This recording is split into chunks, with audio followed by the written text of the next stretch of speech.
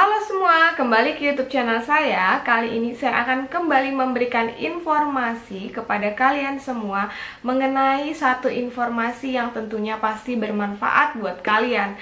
Nah, tentang apa sih yang akan kita bahas dalam video ini? Sebelumnya, buat teman-teman yang mau baru bergabung, langsung aja klik tombol subscribe, kemudian klik tombol loncengnya, dan klik tombol like, juga komen di bawah untuk sharing mengenai pengalaman atau pertanyaan-pertanyaan mengenai kesehatan kehamilan ataupun program kehamilan.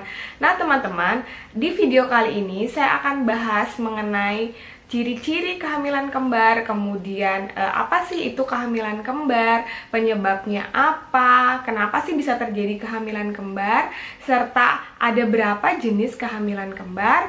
Untuk yang pengen tahu, simak terus videonya sampai selesai.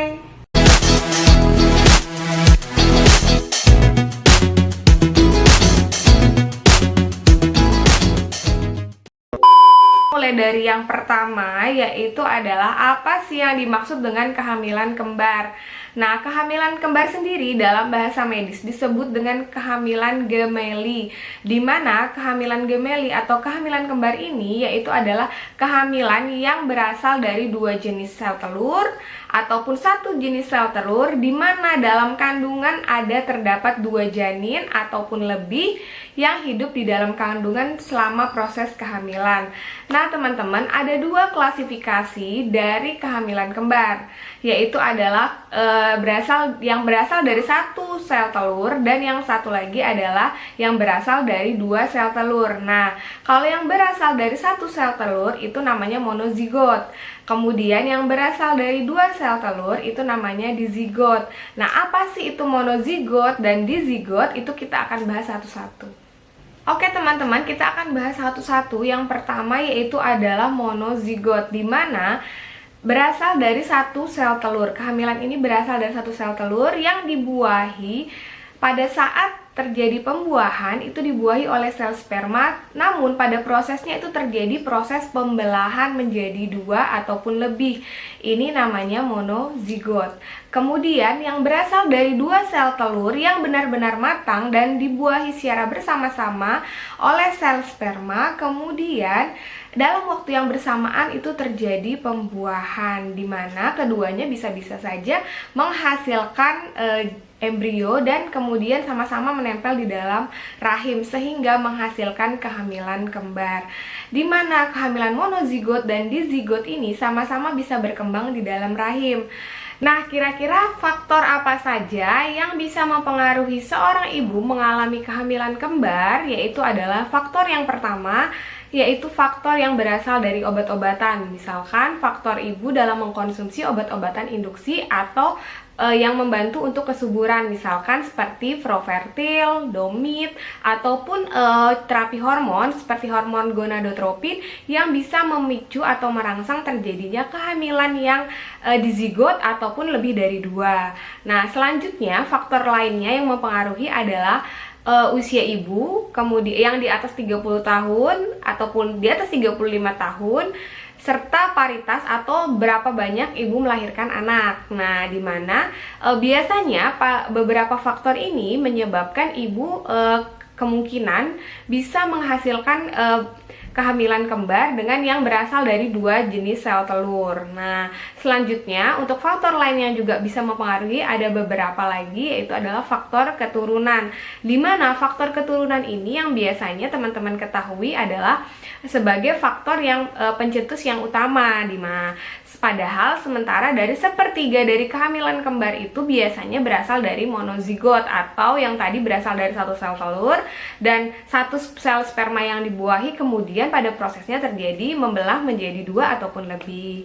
Nah, selanjutnya faktor lainnya adalah beberapa faktor yang masih diketahui dari pencetus yang lain, yaitu adalah salah satunya terjadinya kehamilan kembar itu akibat dari proses bayi tabung atau fertilisasi in vitro, di mana pada proses Pada saat proses fertilisasi in vitro ini, di mana pada saat dibuahi itu si sel telur bisa saja dibuahi lebih dari satu pada saat di dalam rahim. Nah, oleh karena itu biasanya kebanyakan dari pasangan itu juga yang menginginkan memang adanya kehamilan kembar itu mengusahakan dengan jalur fertilisasi in vitro atau bayi tabung. Nah teman-teman, kira-kira apa saja tanda atau gejala atau ciri-ciri seseorang wanita atau ibu hamil mengalami kehamilan kembar?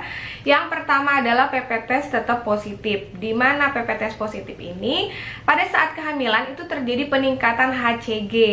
Nah, HCG yang terjadi pada kehamilan kembar itu ada HCG yang terlalu meningkat secara signifikan ataupun berlebihan, di mana bisa menyebabkan mual muntah yang berlebihan atau dirasa berat pada ibu hamil yang mirip dengan gejala hamil anggur, di mana hamil anggur atau mola hidatidosa sudah pernah saya bahas di video sebelumnya. Nah, itu juga memiliki tanda-tanda atau gejala yang sama, hampir mirip dengan yang mual muntah yang berlebihan yang juga dialami oleh ibu hamil dengan kehamilan kembar. Nah, kemudian selain itu ciri-ciri lainnya adalah pada saat dilakukan pemeriksaan, biasanya pada saat dilakukan perabaan itu teraba bagian-bagian yang lebih dari atau agak banyak, biasanya 2 atau lebih 3 bagian yang teraba bagian-bagian terbesar. Nah, pada saat dilakukan pemeriksaan. Nah, kemudian pada saat pemeriksaan USG atau ultrasonografi itu ditemukan adanya 2 janin ataupun lebih. Nah, itu yang ditemukan dari hasil pemeriksaan USG. Kemudian pada saat pemeriksaan denyut jantung janin itu juga ditemukan denyut jantung yang lebih dari 1. Nah, di mana denyut jantung yang lebih dari 1 itu antara denyut jantung yang satu dengan denyut jantung yang lain itu terjadi beberapa perbedaan atau sekitar 10 kali lebih dibandingkan yang denyut jantung yang pertama. Nah, untuk pemeriksaan lainnya yang biasanya juga menunjang untuk dilakukannya penegakan diagnosa untuk kehamilan kembar itu selain pemeriksaan USG, nah itu juga dilakukan dari pengkajian data dasar dari riwayat ibu, kemudian riwayat kehamilan, persalinan, dan riwayat obstetrik, serta riwayat kesehatan ibu di sebelumnya. Selain itu, untuk gejala-gejala lain yang juga dirasakan, biasanya ibu merasakan gerakan janin yang berlebihan pada saat kehamilan. Gejala yang lainnya yaitu adalah ibu biasanya lebih mudah merasa lelah atau lebih cepat merasa capek. Nah, selain dari itu adalah peningkatan berat badan yang sangat drastis dirasakan oleh ibu. Selain itu, ibu juga biasanya merasakan detak jantungnya berdetak dengan cepat. Nah, hal ini disebabkan karena tadi denyut jantung janin itu ditemukan lebih dari 1 dan ya, ibu juga terlihat lebih buncit perutnya dibanding usia kehamilan yang seharusnya. Nah, tanda-tanda dari kehamilan kembar ini ada beberapa yang hampir mirip seperti yang saya katakan tadi dengan kehamilan anggur, di mana pada kehamilan kembar ini peningkatan berat badan terjadi cepat, kemudian perut lebih terlihat membesar dan terjadinya mual muntah yang berlebihan karena dipengaruhi oleh hormon HCG yang meningkat. Hal tersebut juga dirasakan oleh kehamilan anggur. Nah, tapi untuk kehamilan kembar ini lebih ditegakkan diagnosa berdasarkan hasil pemeriksaan dari USG tadi, bahwa ditemukan adanya pertumbuhan atau perkembangan janin di dalam rahim yang ditemukan biasanya ada 2 kantung atau ada 2 janin di dalam rahim.